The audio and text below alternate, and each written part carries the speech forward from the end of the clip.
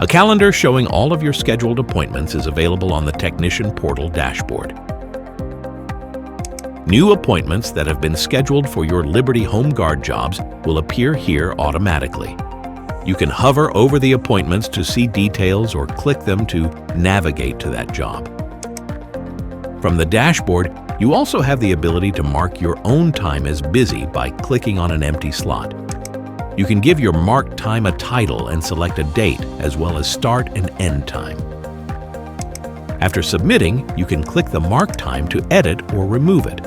Time that you have marked as busy will still be selectable when scheduling appointments. When it is time to schedule an appointment on a job, you will receive a notification via email. Navigate to the job page and click on Schedule Your Appointment.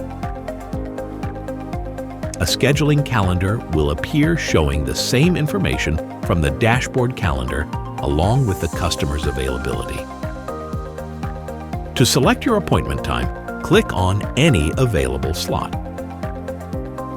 This can include any slots that you have marked busy, but not slots that the customer has marked unavailable or when you have other appointments.